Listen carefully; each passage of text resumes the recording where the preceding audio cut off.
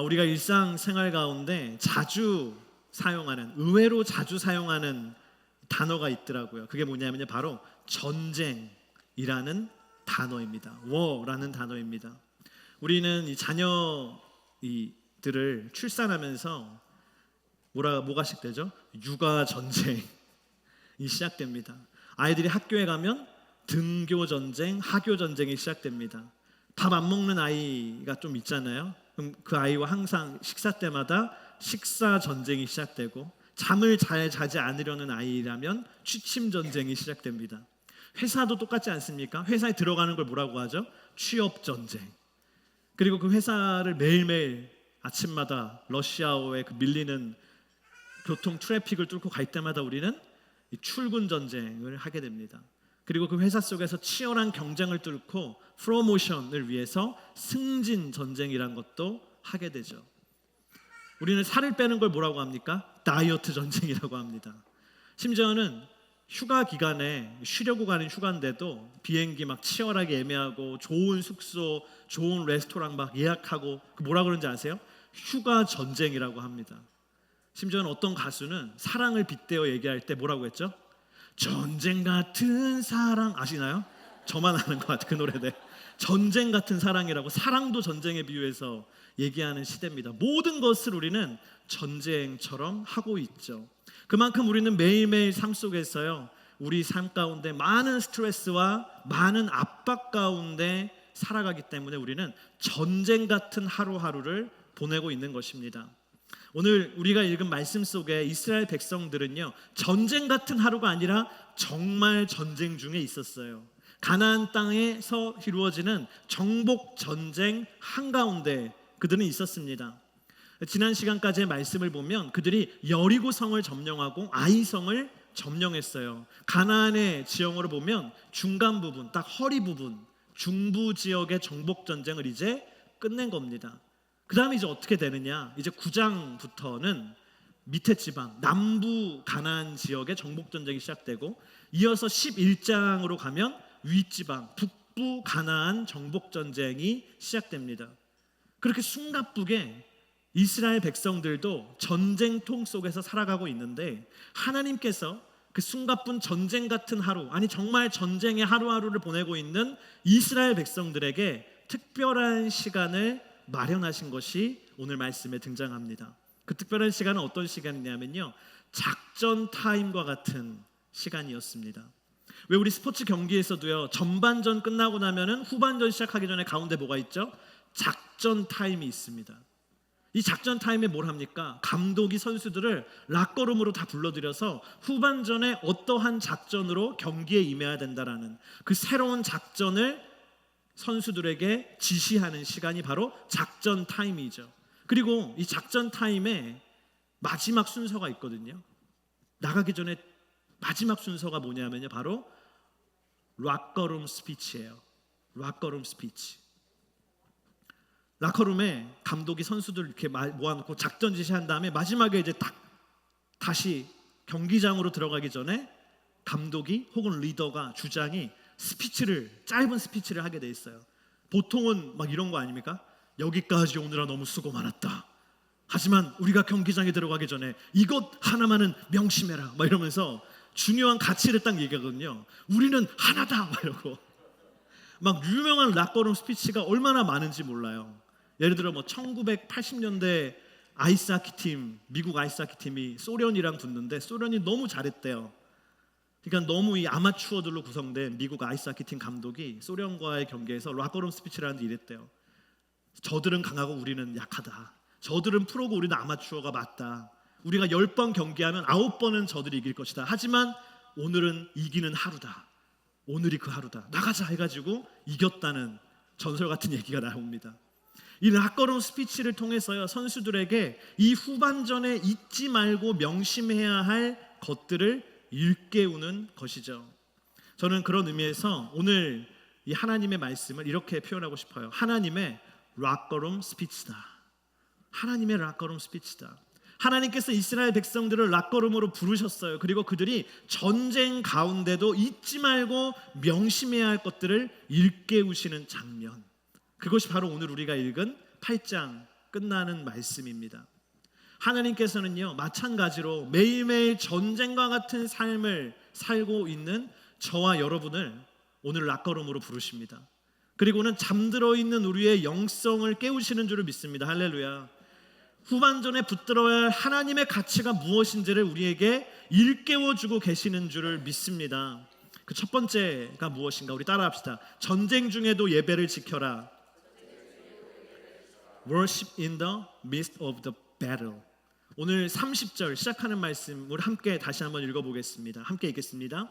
그 다음 여호수아는 이스라엘의 하나님 여호와를 위한 제단을 에발산에 쌓았습니다. 아멘. 오늘 말씀은요, 그 다음이라는 단어로 시작하는데 이 그 다음이 무엇인가? 여호수아와 이스라엘 백성들이 아이성 전투에서 마침내 승리를 거둔 그 다음이에요.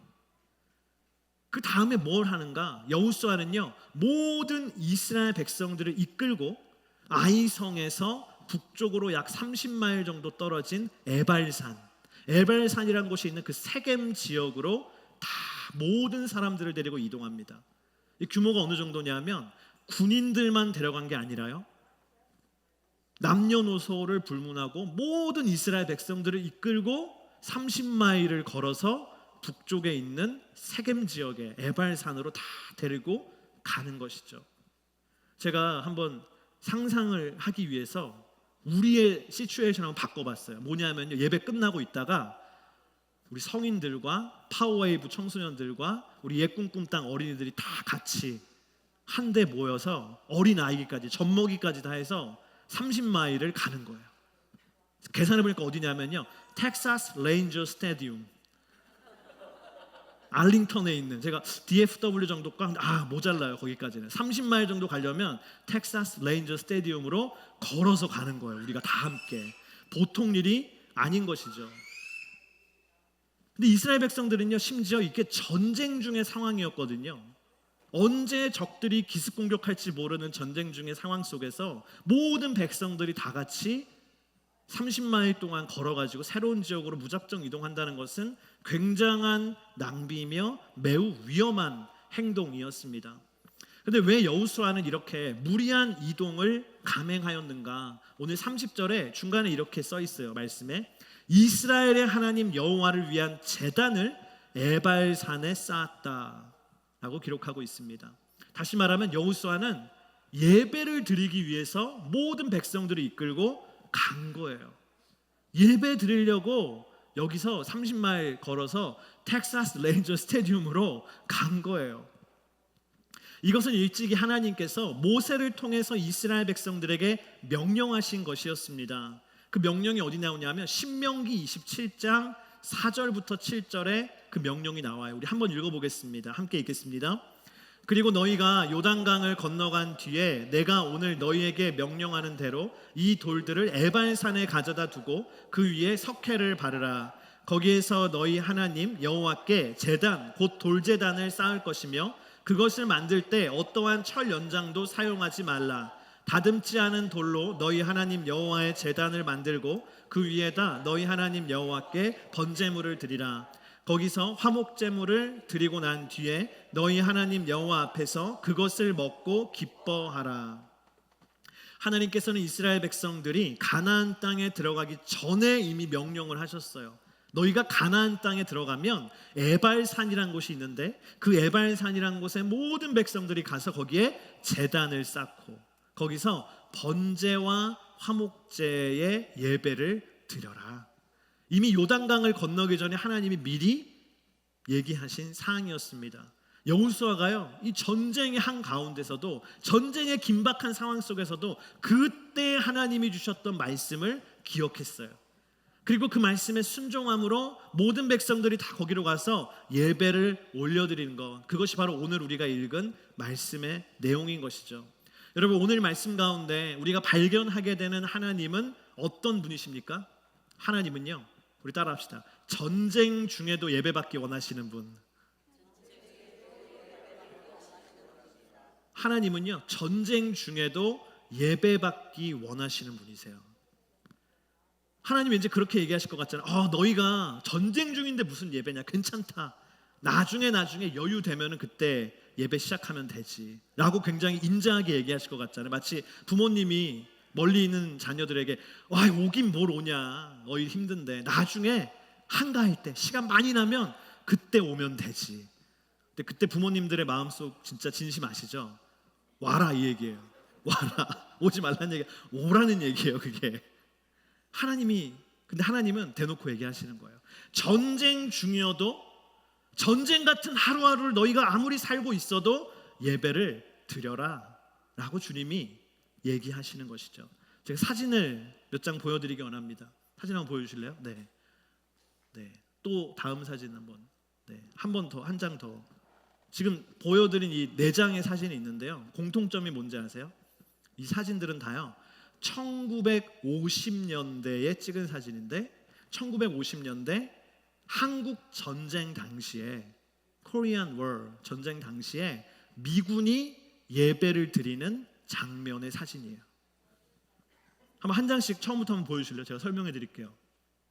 처음 사진 한번 보여주세요. 네, 이게 전쟁 중에 예배드리는 미군들입니다. 이쪽에 보면 약간 무슨 계단 같은 데서 예배드리잖아요. 여기가 강원도 화천이에요. 강원도 화천이라는 곳에서 그냥 야외에다가 산속에다가 통나무로 의자 만들고 나무까지 꺾어서 십자가 세운 다음에 예배드리는 한국 전쟁 당시의 미군의 모습이에요. 다음 슬라이드 보여주실래요? 여기는 서울에 있는 중앙청사 앞이래요. 서울에 있는 중앙청사 앞에서 미군들이 성찬식을 하는 거예요. 그 다음 사진 보면은 전투 진지예요. 저게 뭐 스테이지가 아니라 총알이 날라오면 총알 맞는 모래 자루들을 모아놓은 진지를 강단 삼아 가운데 보면요 들꽃을 꺾어다가 데코레이션을 했어요. 신기하죠? 들꽃을 꺾어다가 무대 장식을 삼고 예배를 드리고 있는 미군들의 모습입니다. 그들은 치열한 전쟁 중에도 하나님께 예배를 드렸어요. 한 번은 한국 전쟁 당시에 미군과 한국군이 함께 주둔하고 있던 야전 기지에서 주일 예배가 열렸어요. 적의 폭격이 언제 시작될지 모르는 긴박한 상황이었지만 미군 군목 채플린은 얘기하는 거예요. 우리는 전쟁 중에도 하나님께 예배를 드려야 합니다. 그러면서 그 선포 후에 예배를 딱 드리는데 아니나 다를까 폭탄이 떨어지는 거예요. 저기서 막 팡 폭탄 떨어지는 소리가 막 들려오기 시작하는 거예요. 하지만 병사들은 요동하지 않고 예배의 자리를 벗어나지 않고 끝까지 그 땅바닥에 무릎을 꿇고 찬송을 부르면서 하나님께 기도하며 그 예배를 올려드렸다라는 것이죠. 그날 예배를 드린 한 병사의 고백이 지금까지도 전해집니다. 이런 고백을 그 병사가 했대요. Even in the middle of war, I felt God's peace. 전쟁 한가운데 있었지만 나는 하나님의 평안을 느낄 수가 있었습니다. Death was near, but at that moment I was certain that God was with us. 죽음이 내 곁에 있었지만 나는 그 순간에도 나는 확신할 수 있었어요. 하나님이 우리와 함께 계심을. 할렐루야. 이게 뭡니까? 전쟁 중에도 예배드린 자의 고백인 줄 믿습니다. 우리가 전쟁과 같은 하루하루가 펼쳐질 때 내 삶이 평안이 아니라 전쟁과 같은 상황 속으로 들어가고 있을 때도 우리가 하나님을 예배하면요 이와 같은 고백을 하게 될 줄 믿습니다. 코로나19 팬데믹 때 우리가 많은 것을 잃어버렸어요. 그런데 그 중에 가장 치명적인 상실이 뭔지 아십니까? 예배를 잃어버린 거예요. 예배를 잃어버린 거예요. 수많은 사람들이 예배를 잃어버린 것입니다. 우리는 코로나 전염병이 나의 예배를 빼앗아갔다고 얘기합니다. 하지만 실제로는 뭐예요? 내가 예배를 포기한 거예요. 솔직하게 얘기하면 내가 예배를 포기한 거예요. 내가 예배를 버린 거예요. 오늘날도 마찬가지 아니겠습니까? 예배를 드리지 못하게 하는 많은 세상의 유혹이 있어요. 예배를 드리기 힘들게 하는 상황적인 공격이 있어요. 그러나 실제로는 그 상황들이 내 예배를 빼앗아간 게 아니라 실제로는 내가 스스로 예배를 포기한 거예요. 솔직해져야 돼요. 우리는요. 하나님 앞에서 우리가 솔직해져야 돼요. 내가 예배를 포기한 거예요. 여러분, 여호수아와 이스라엘 백성들은 전쟁 중에도 세겜으로 가서 예배를 드렸음을 기억해야 될 줄 믿습니다. 1950년 한반도에 일어났던 그 전쟁 중에도 수많은 그리스도인 병사들이 그 전쟁의 한가운데서도 예배를 드렸음을 기억해야 되는 줄을 믿습니다. 전쟁과 같이 치열한 삶일수록 예배를 지키기를 주님의 이름으로 축복합니다. 그러면 어떤 은혜가 우리에게 따라오는가? 예배를 지킨 자에게 오는 은혜는 우리 31절 말씀을 제가 읽어볼게요. 뒤에 이렇게 써있죠. 그들이 제단 위에서 여호와께 번제를 올려드렸으며 이어서 화목제를 드렸습니다. 이 말씀에 보면 이스라엘 백성들이 세겜에 가서 제단을 만들고 올려드린 예배가 뭐라 그래요? burnt offering, 번제, 태워드리는 burnt offering, 그리고 fellowship offering, 화목제를 교제의 예배를 드렸다라고 기록되어 있어요. 번제라는 것은요, 하나님을 향한 충성과 헌신을 의미합니다. 화목제는 하나님과의 화평의 관계를 담은 그 의미를 담은 예배가 정말로 말 그대로 fellowship offering, 화목제입니다.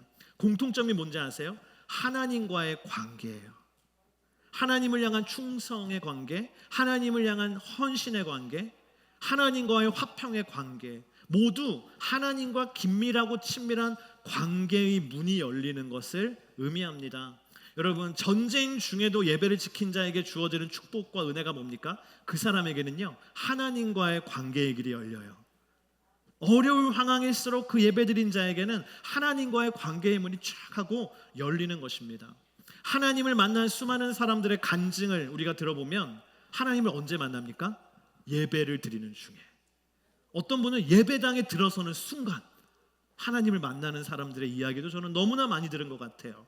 예배의 자리에서 하나님을 만납니다. 어떤 분은 저는 수련회에서 하나님 만났다고. 수련회도 예배의 자리잖아요. 수련회 뭐 레크레이션 하다가 만난 거 아닐 거 아니에요. 수련회 예배의 자리에서 하나님 만나는 거죠. 여러분, 혹시 이 자리에도 하나님을 만나고 싶은 분이 혹시 계십니까? 하나님 만난다는데 그게 뭐야? 이런 생각을 가지신 분이 계십니까? 예배의 자리를 그렇다면 지키세요. 그 예배의 자리 가운데 하나님이 당신을 만나주실 줄을 믿습니다. 하나님과의 관계를 회복하고 싶은 분이 계십니까? 그렇다면요, 예배의 자리를 지키세요. 하나님의 마음과 하나님의 뜻을 구하고 있는 분이 계십니까? 그렇다면요, 예배를 사모하세요. 예배의 자리에는요, 우리가 생각하는 것 이상의 놀라운 역사가 일어납니다. 저는 지금도 확신해요. 지금 이 시간에도 성령님이 이 자리 가운데 일하고 계세요. 성령님 이 자리 가운데 일하시면서 누군가를 만나주시고, 누군가의 마음속에 하나님의 생각을 불어넣고 계시고, 누군가의 영을 살리고 계시고, 누군가를 치유하고 회복시키고 계세요. 그런 현장이 바로 예배의 자리입니다. 여러분, 전쟁 중에도 예배를 지키는 하나님의 백성 되기를 주의 이름으로 축복합니다. 두 번째, 우리 따라합시다. 전쟁 중에도 말씀 아래에 거하라. 로마에 가보면 로마의 명물인 트라이아누스 기념비라는 아주 높이 솟은 그런 아주 기념비가 있습니다. 이 기념비는요, 로마의 황제였던 트라이아누스 황제가 2세기 초에 벌어졌던 다키아 전쟁에서 승리한 것을 기념하기 위해서 저렇게나 멋진 기념비를 세운 것이죠. 또 워싱턴 DC에 가면 우리가 꼭 가보는 데 있잖아요. 어디죠? 워싱턴 모뉴먼트, 기념탑. 저는 저거 봤을 때 처음에 보고 뭐 사진도 찍고 했지만 그냥 높이 올리고 싶었나 보다. 그냥 랜드마크 그런가 보다. 근데 그게 아니라 뭐죠? 미국 독립전쟁에서 승리를 거둔 미국의 초대 대통령인 조지 워싱턴의 승리를 기리기 위해서 만든 것이 바로 워싱턴 모뉴먼트이죠. 우리가 현재 살고 있는 이 텍사스에도 멕시코와의 독립전쟁에서 큰 승리를 거둔 지역마다 기념비가 서 있는 것을 볼 수가 있습니다. 여러분, 전쟁에서 승리하면 세상의 사람들이 다 뭘 해요? 기념비를 세워요. 그것을 기릴 수 있는 큰 돌을 세우는 거예요. 여호수아도 여리고성과 아이성 전투에서 큰 승리를 거뒀잖아요. 그래서 이를 기리기 위해서 비석을 세울 수 있었어요. 우리가 승리했습니다. 비석을 세울 수 있었어요. 그런데 오늘 말씀 보니까 여호수아는 그런 기념비가 아니라 다른 기념비를 세우는데, 우리 32절 말씀 함께 읽어보겠습니다. 그리고 거기서 그는 모세가 이스라엘 백성 앞에서 쓴 모세의 율법을 베껴서 돌에 기록했습니다. 여호수아가 세운 기념비는 뭐냐면 하나님의 말씀을 기록한 비석이었어요. 여호수아는 모세가 써주었던 그 율법의 말씀을요 그대로 베껴서 돌에다가 그 하나님의 말씀을 다 기록을 했다라고 오늘 성경에 기록되어 있습니다. 이 자리 가운데 혹시 성경 필사 해보신 분 있어요? 종이에다가 성경 써보신 분 있으세요? 저는 군대에 있을 때 갑자기 군종 목사님이 그 마태복음 다 쓰면은 휴가 보내준다고 병사들한테 하니까 제가 놀라운 걸 봤어요. 막 불교 뭐 그런 사람 불교 군인들이 막 마태복음을 막 쓰는 거예요. 와, 휴가가 무섭구나. 제가 심지어는 어떤 병사는 그 성경에서 보면 예수님이 하신 말씀 빨간색으로 돼 있는 성경 있잖아요. 그걸 보고 이건 원래 성경이 빨간색으로 써 있나 보다 해가지고 그건 또 색깔 펜으로 다. 그래서 그 병사가 휴가 갔는데 성경 필사 해보면요 쉬운 일이 아니에요. 손가락 아프고요, 허리 아프고요, 눈 아프고요, 막 너무 힘들어요. 글씨가 처음엔 정성 들여 쓰다가 나중에 막 이상해지고요. 성경 필사 종이에 쓰는 것도 쉬운 일이 아닌데 오늘 여호수아는 어디다 기록했어요? 종이가 아니라 돌에다가 막 그 울퉁불퉁한 돌에다가 성경을 기록하는 것이죠. 그리고 그 말씀의 비석을 그들이 예배드린 에발산에 세웠어요. 이것 또한 하나님께서 시키신 일이었어요. 하나님이 왜 이걸 시키십니까? 이걸 통해 하시는 말씀이 뭡니까? 전쟁 중에도 가장 중요한 것은 뭐라는 거예요? 하나님의 말씀이다. 전쟁 중에도 가장 중요한 것은 하나님의 말씀이다. 세계 제1차 대전 때 있었던 일이에요. 프랑스 다넘이라고 하는 곳에서 영국군들과 독일군이 막 전투를 벌이고 있었어요. 근데 그때 영국군에 있는 한 병사 중에 17살짜리 남자아이 군인이 있었대요. 그때는 17살만 돼도 군대 가는 거예요. 전쟁에 자는 거예요. 총알 속에 들어가는 거예요. 그 남자아이 군인의 이름은 레오나르도 나이시라고 하는 멋진 이름을 가진 소년이었습니다. 근데 이 병사가 전쟁을 막 하는데 그 레오나르도 나이시의 가슴에 독일군 병사가 쏜 총알이 꽂혔어요. 퓨 하고 총을 가슴에 맞은 거예요. 아이고 나 이제 죽었구나. 나 17살밖에 안 됐는데 여기서 내가 생을 마감하구나. 딱 이랬는데 보니까 피가 안 나는 거예요. 왜 피가 안 나지? 그래서 딱 보니까 가슴을 들춰보니까요 신기하게도 자기가 가슴에 품고 있던 성경책에 총알이 박혀 있는 것을 발견하게 됩니다. 그 성경책의 레오나르도 나이시라는 이 군인이 갑오로 물려줘서 오늘날까지 전해져 내려오고 있는데 바로 저 성경이에요. 앞에 보면은 1915년에 이모가 선물해줬다 이게 써 있어요. 조카한테 선물해준 홀리 바이블을 그가 전쟁터에 가지고 간 것이죠. 근데 더 놀라운 건 뭐냐면 이 성경책에 지금도 총알이 같이 박혀 있잖아요. 근데 넘겨보면 총알이 어디까지 뚫고 갔냐면요 성경책의 마지막 전까지, 마지막 페이지 전까지 총알이 뚫고 가다가 마지막 페이지에서 멈췄는 거예요. 살해 안 당한 거예요, 총알이요. 이 사건을 통해서 레오나르도 나이시라는 이 청소년은 영적인 깨달음을 얻게 됐대요. 하나님의 말씀이 참된 나의 보호이구나. 나를 지켜주는 것은 하나님의 말씀이구나. 하나님의 말씀이 나의 방패이구나. 근데 우리가 생각할 때 정말 신기한 일이다 생각하는데요. 전쟁의 역사를 찾아보잖아요. 저런 일이 진짜 많이 있었대요. 성경책을 가슴에 품고 전쟁터에 나갔다가 목숨을 구한 병사들의 이야기가 엄청나게 많이 있다라는 것이죠. 그래서 실제로 세계 2차 대전 때에는요 미군이 군인들에게 성경책을 나눠주는데 어떤 성경을 나눠주느냐, 사진 보실까요? Hurt Shield Bible을 나눠줬어요. 성경책인데 케이스를 따로 만들어서 이 케이스를 철로 만든 거예요. 단단한 철로 만들어서 주는 거예요. 겉에 이렇게 써 있어요. May this keep you safe from harm. 이것이 해로부터 너를 지켜줄 거다. 약간 헷갈려요. 이게 성경이 지켜주는 건지 철이 지켜주는 건지 헷갈리는데 저걸 나눠줬어요. 그래서 한국 전쟁에 참전한 미군 병사들도 저 Hurt Shield Bible을 가슴에 품고 전쟁터에 나가서 생명을 구한 2차 대전 이후에 그런 병사들의 이야기가 속출해요. 지금도 이베이 가면요 저거 팔아요. 사람들이 집안에 내려오는 거다. 몇백 불 주면 살 수 있어요. 할렐루야. 네. 여러분 전쟁의 현장에서 하나님의 말씀을 돌에 기록한 여호수아와 이스라엘 백성들도 동일한 고백을 하고 있는 겁니다. 전쟁 속에서 나를 지켜줄 수 있는 것은 오직 하나님의 말씀뿐이다. 한번 생각해 보십시오. 전쟁의 한가운데를 지나고 있는데 성경을 돌에 기록하고 있는 게 얼마나 바보 같은 일로 보이겠어요, 세상 사람들이 볼 때는. 근데 이스라엘 백성과 여호수아는 믿는 거예요. 하나님의 말씀이 우리를 지켜줄 것이고 하나님의 말씀이 우리를 보호해주는 최고의 방패이다라는 믿음이 있는 것입니다. 여러분, 오늘날 전쟁과 같은 치열한 삶을 살아가고 계십니까? 하루에도 몇 번씩 나를 위협하는 총알들이 막 여기저기서 날아오지 않습니까? 일터에 가면 총알이 막 슝슝슝 날아오고, 가정에 가면 안전할까 했는데 가정에서도 총알이 슝슝슝 날아오고 그러잖아요.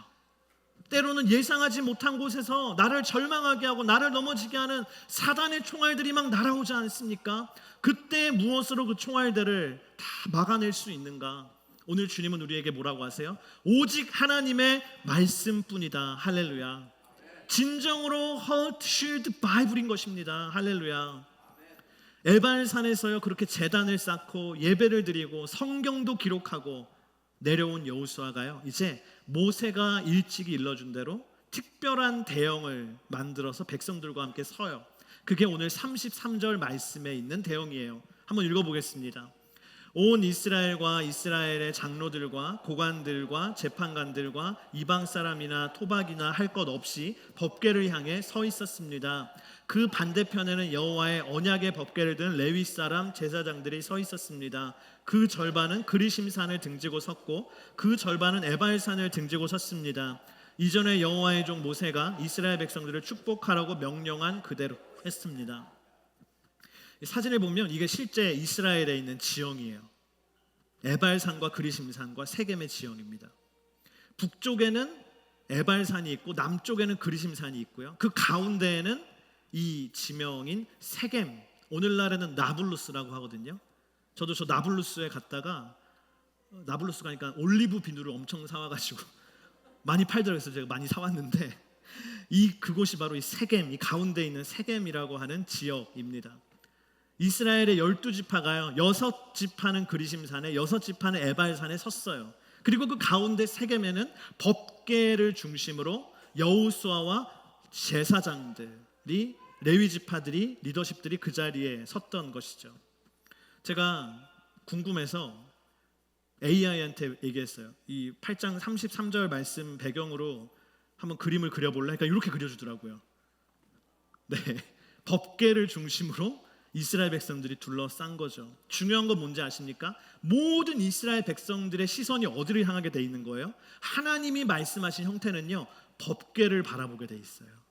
하나님의 말씀인 법궤를 바라보게 돼 있다는 것입니다. 여호수아도 하나님의 말씀을 보고 있고 제사장들도 그 법궤를 둘러싸고 하나님의 말씀을 보고 있고 12지파도 그리심산과 에발산을 등지고 서서 그 하나님의 말씀인 법궤를 향하여 서도록 한 것입니다.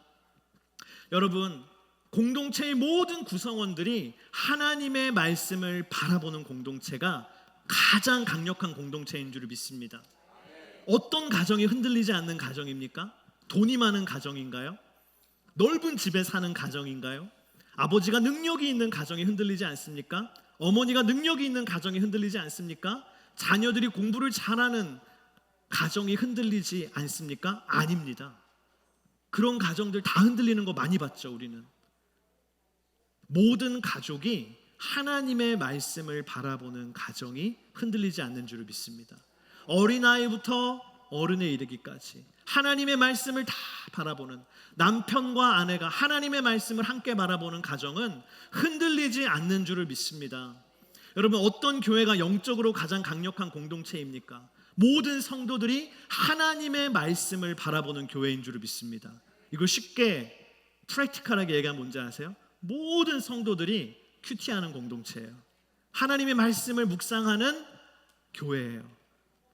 그런 교회가 세상을 진짜로 변화시킬 수 있는 줄을 믿습니다.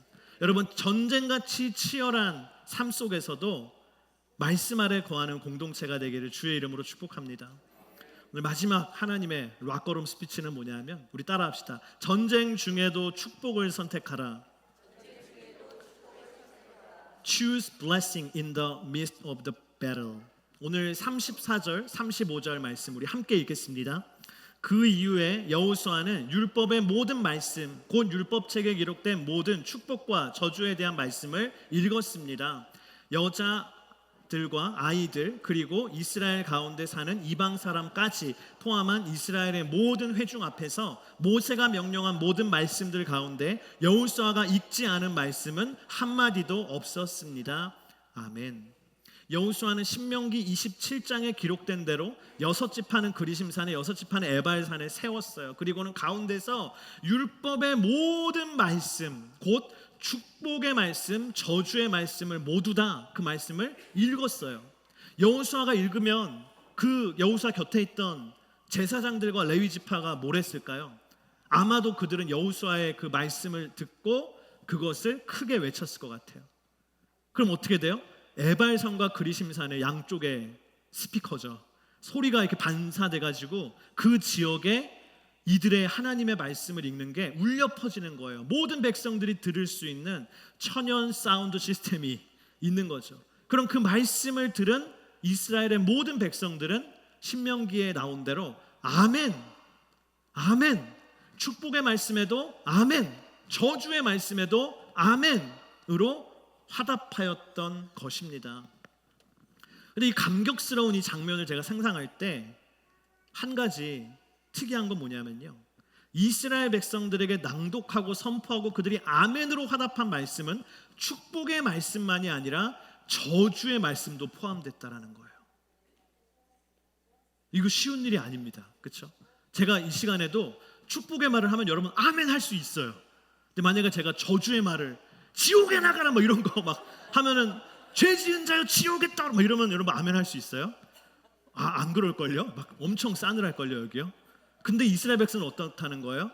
하나님의 그 참혹한 죄를 지은 자는 저주를 받을 것이라는 그 하나님의 말씀에 아멘이라고 화답한 것이 신명기 27장에 그렇게 하라고 쓰여있는 대로 이들이 했다라는 것이죠. 여러분 이것이 의미하는 바가 뭔지 아십니까? 이스라엘 백성들이요, 아무리 치열한 전쟁 중에 있을지라도, 아무리 급박한 상황 가운데 있을지라도 그들은 축복과 저주의 갈림길에 서 있다라는 것을 명심하라는 거예요.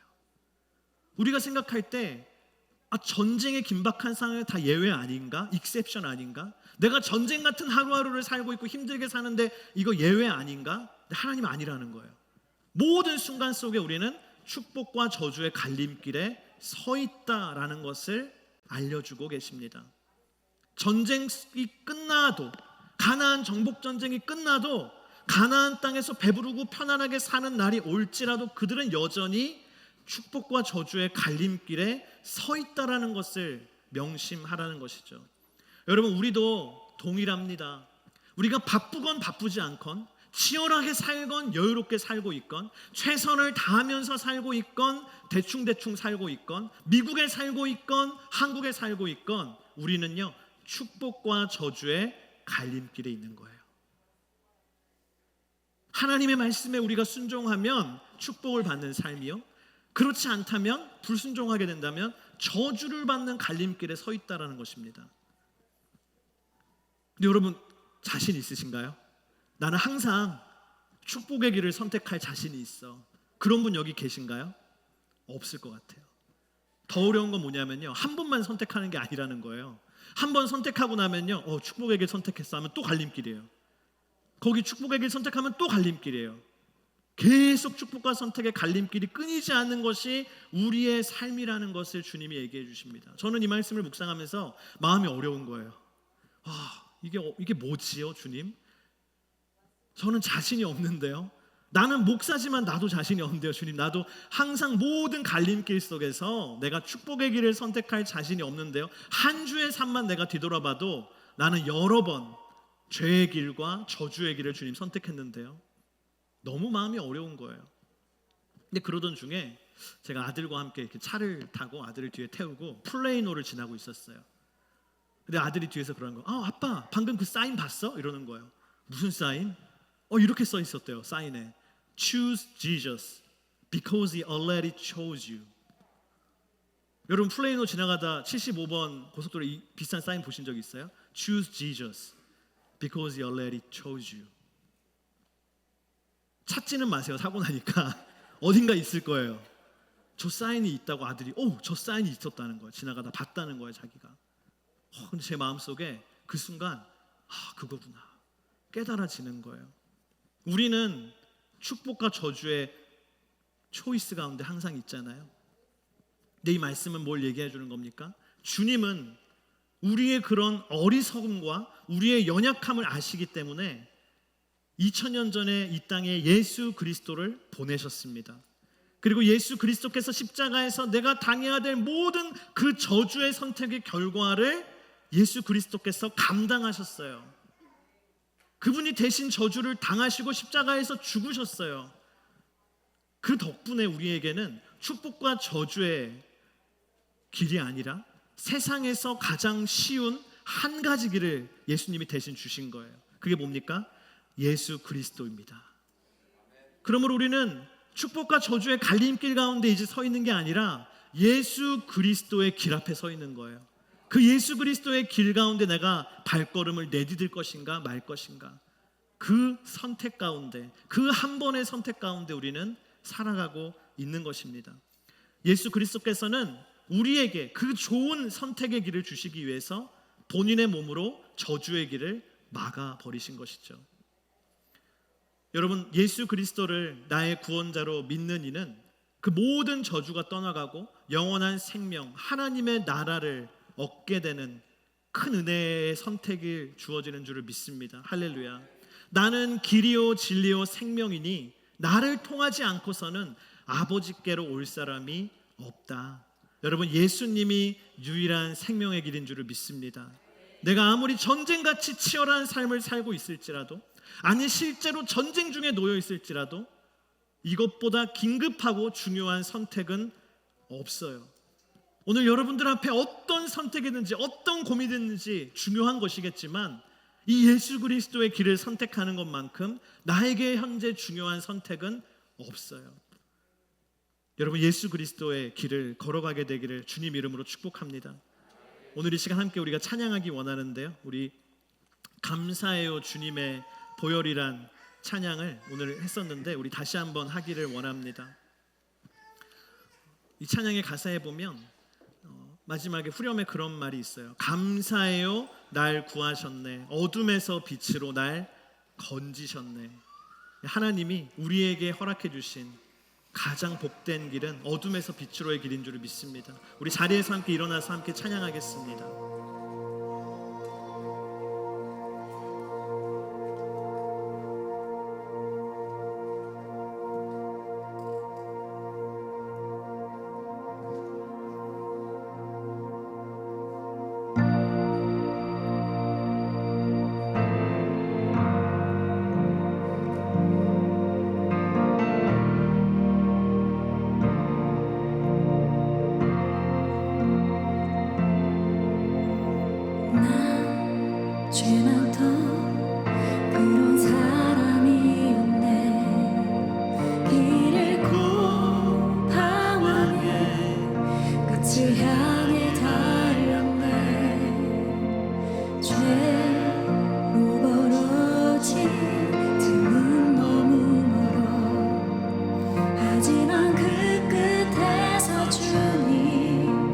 손 잡으셨네. 한 길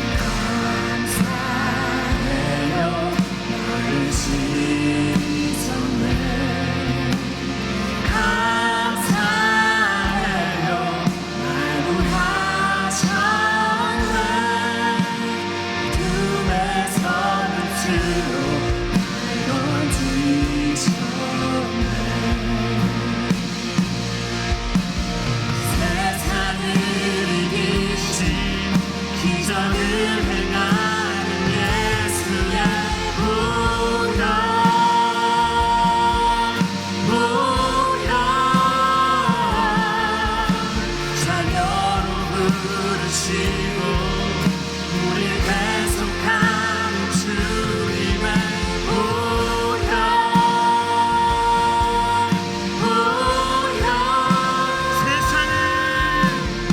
세상을 이기신 기적을 행하는 예수의 보혈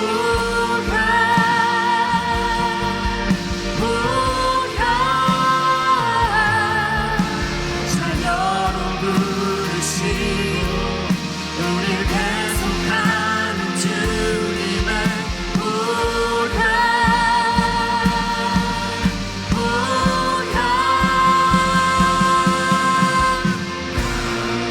감사해요 주님의 보혈 감사해요 나를 씻었네 감사해요 만족하셨네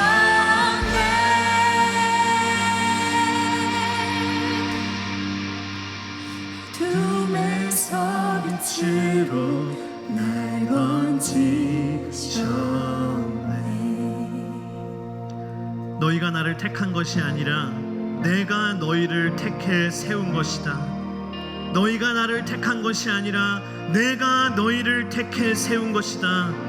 여러분, 예수 그리스도께서는 당신을 먼저 선택하셨습니다. 예수 그리스도께서 십자가의 죽으심으로 당신을 영원한 생명의 길로 인도하십니다. 이제 여러분 나의 차례예요. 이 시간 우리 가슴에 손을 얹고 함께 기도하기를 원합니다. 우리 함께 이 시간 기도할 때 오늘 이 자리에서 예수 그리스도를 선택하겠습니다. 하나님, 내 인생 가운데 내가 걱정하고 근심하고 시급하다고 생각하는 일들이 많지만 오늘 내 앞에 있는 선택 가운데 내가 예수 그리스도를 선택하는 것보다 더 중요하고 시급한 일이 없음을 고백합니다. 나에게 길을 열어주신 생명의 길이 되어주신 예수님을 내가 선택합니다. 오늘 이 시간 그렇게 고백하는 분들은 우리 이 시간 주여 한번 부르시고 함께 기도하며 나아갑니다. 주여 하나님, 오늘 이 시간 내가 주님을 선택합니다. 오늘 이 시간 내가 수많은 선택의 길 가운데 오직 예수 그리스도만을 선택합니다.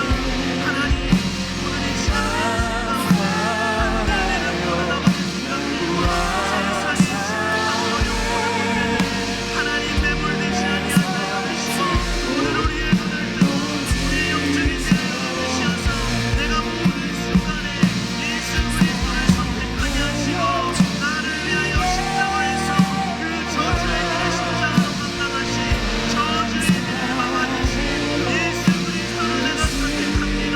예수 그리스도를 선택하는 이마나 영원한 생명과 하나님의 주님과 함께하는 하나님의 은혜를 내가 믿습니다.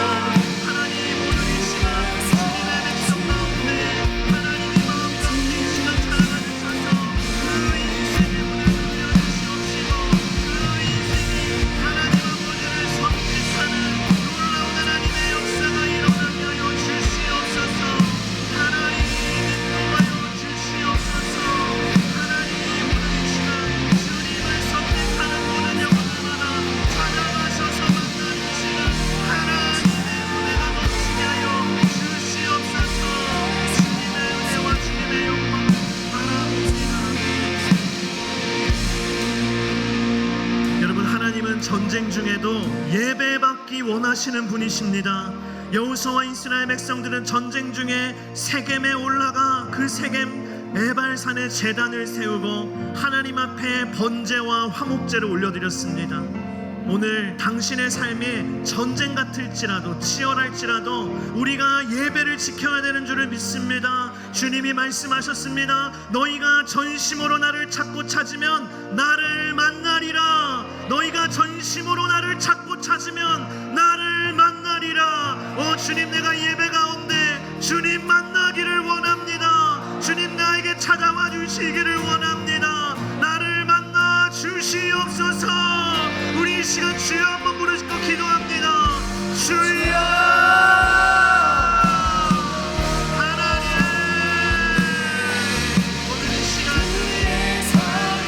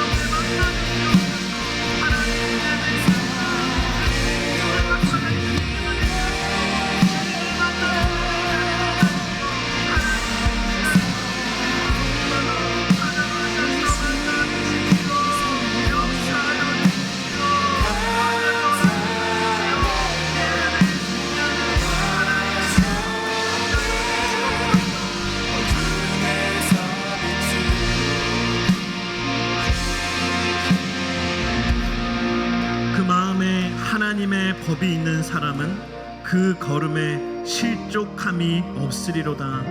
그 마음에 하나님의 법이 있으니 그 걸음에 실족함이 없으리로다. 여러분, 하나님의 약속의 말씀인 줄을 믿습니다. 이 세상에 빗발치는 많은 공격과 총알들 속에서 나를 지켜줄 수 있는 것은 오직 하나님의 말씀뿐입니다.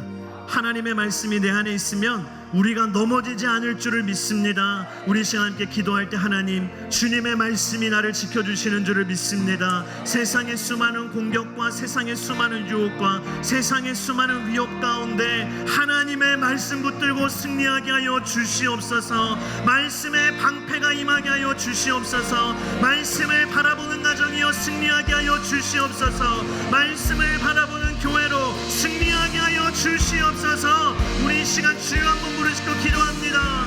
주여,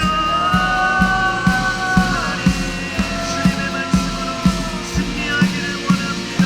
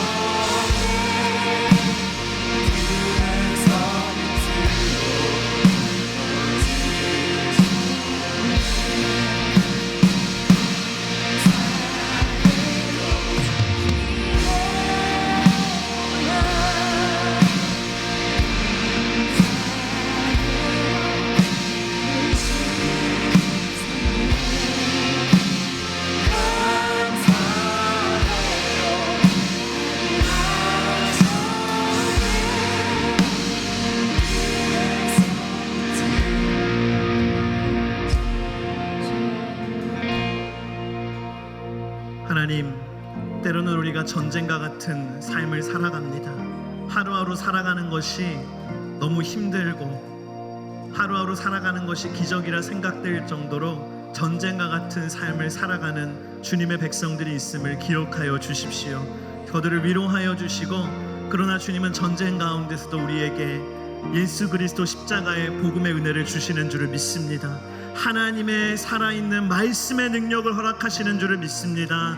예배 가운데 우리를 회복시키시고 예배 가운데 우리를 홀로 두지 않으시고 만나주시는 줄을 믿습니다. 하나님, 예수 그리스도의 그 복음의 능력을 붙들고 말씀을 붙들고 예배를 붙들고 승리하는 하나님의 백성들이 되게 하여 주시옵소서. 이 시간 주께서 주신 예물의 일부를 구별하여 주님께 올려드리오니 주님이 예물을 기쁘게 받아주시고 하나님의 나라를 위하여 사용하여 주시옵소서. 지금은 우리 주 예수 그리스도의 은혜와 하나님의 그 놀라우신 사랑과 성령의 인도하심이 전쟁같이 치열한 삶의 현장에서도 예수 그리스도를 선택하고 예배를 지키고 말씀 안에 거하길 소원하며 나아가는 모든 주님의 자녀들 위해 인투 달라스 교회와 이 지역에 있는 모든 주님의 몸된 교회들과 세계와 열방에 있는 선교사님들과 선교지 위에, 그리고 지진으로 인하여서 수많은 환난으로 인하여서 고통당하고 있는 이 지구상에 있는 많은 주님의 자녀들에게 이제부터 영원토록 함께 하시기를 간절히 축원하옵나이다. 아멘.